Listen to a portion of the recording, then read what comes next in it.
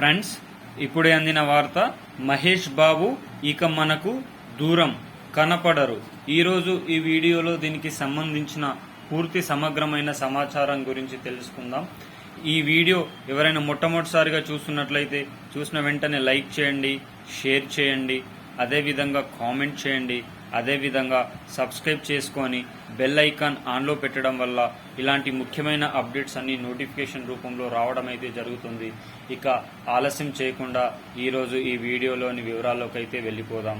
మనకు మహేష్ బాబు గుంటూరు కారం సినిమా తర్వాత ఇది కొద్దిగా ఫ్లాప్గా నిలిచిన తర్వాత అయితే మనకు మహేష్ బాబు మీడియా ముందుకైతే రాలేదు.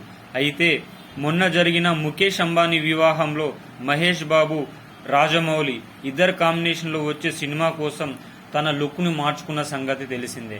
అయితే ముందుగానే మీడియా ముందుకి రావడం ద్వారా మహేష్ బాబు యొక్క లుక్ ఆల్మోస్ట్ అందరికీ రివీల్ అయిపోయిన సంగతి తెలిసిందే. ఇలాంటి తరుణంలో ప్రజలందరి మధ్య, ఫ్యాన్స్ అందరి మధ్యలో ఆతృత ఉండదనే ఉద్దేశంతో మహేష్ బాబు ఇక ఏ సినిమాలో కూడా మనకు అడ్వెంచర్ మూవీ, హాలీవుడ్ మూవీలో కాకుండా ఇంకా వేరే ఏ సినిమాలో కూడా నటించరని సమాచారం. ఈ మూవీ పట్టాలెక్కిన తర్వాత, ఈ మూవీ కంప్లీట్ అయిపోయిన తర్వాతనే మిగతా మూవీలో నటిస్తారట.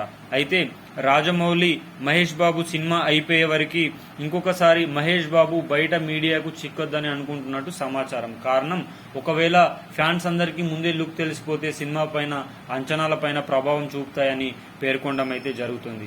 ఈ వీడియో నచ్చితే లైక్ చేయండి, సబ్స్క్రైబ్ చేయండి.